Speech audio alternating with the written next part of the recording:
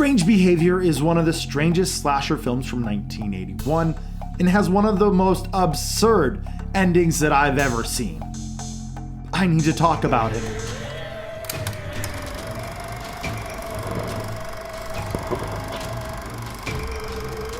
Welcome to the HellBound Horror Show. Last week we took a look at a fantastic Australian thriller from 1981 in Road Games. This week we're taking a look at another Australian-made horror film from 1981, and oh boy, this one's interesting. Strange Behavior, also known as Dead Kids, is a strange film indeed. I could see this being a very divisive film for many people. I could see a lot of people being bored and not enjoying their time while watching, because, let's be honest, objectively speaking, this film isn't great. But there is a charm to Strange Behavior. It's not the most conventional film, and the story can be a bit all over the place. But it can be a fun ride if you're in the right mood. Before I spoil the film, we need to talk about the party scene. Pretty early on, we get the most ridiculous depiction of a high school party ever. Now, I've never actually been to a high school drinking party because I was never invited when I was in high school.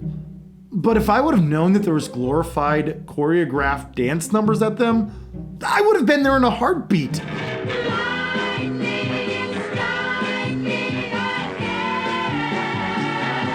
Alright, so I'm going to briefly break down the story and I will be spoiling it. I wouldn't say that this film is worth the watch by any means, but if you do want to stay spoiler free, feel free to end the video now. The story is about Pete and his police officer father, John. Pete's mother has been dead for many years, and John does his best to take care of his son.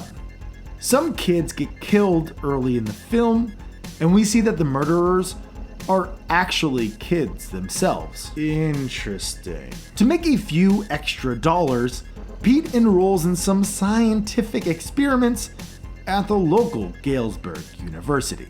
John, the police officer father, is trying to solve the cases of all the child murders.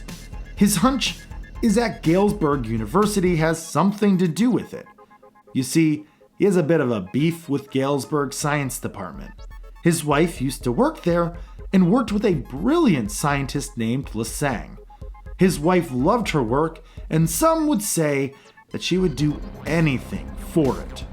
She was obsessed with her work and her mentor Lasang. When she died, John blamed Lasang for her death.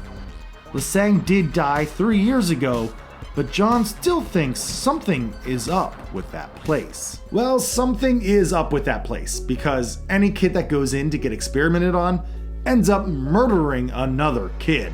Pete begins to act strangely after a few experiments, and John knows what he has to do.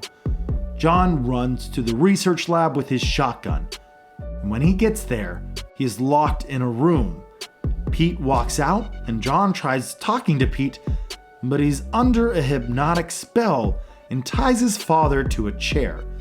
Once John is tied up, the door opens and the deceased Lasang rolls out in his wheelchair. Whoa! It turns out that Lasang isn't dead after all, but instead has survived by mind-controlling kids to kill other kids and then harvest those dead kids' organs so he can put them inside of himself to keep him living and to rejuvenate him. Cool. He actually looks pretty good. Lasang shows off his power by making Pete harm himself in front of his father. But here is the final kicker. Lasang commands Pete to kill his father, and... Ah! No! No! Pete, no! Your father killed your father! You are my father. Oh my goodness. I feel like this ending could be in a soap opera or something. Having Pete be Lasang's biological son is kind of a big twist. The whole time you think Pete is gonna break the mind control and protect his dad, but then they just throw a wrench into it.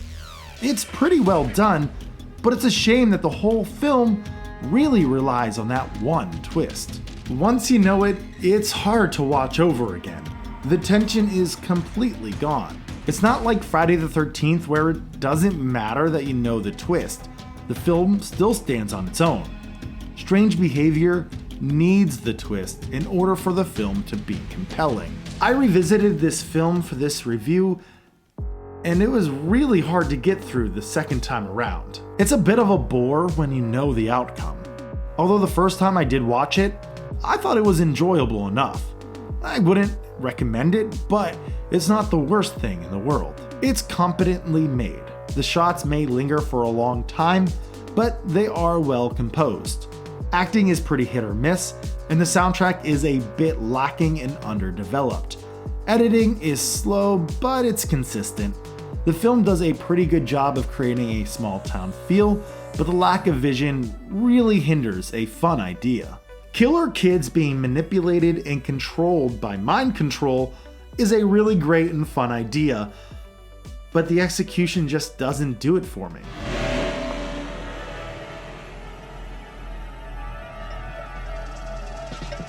It's not awful, but it's not that entertaining.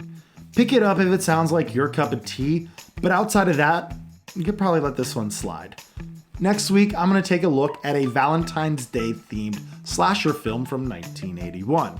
Comment your guess below, and if you guess correctly by this date, I will give you a shout out in the video.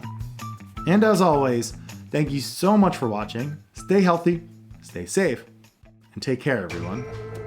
If you guessed this week's video, then your name is somewhere around here. Congratulations.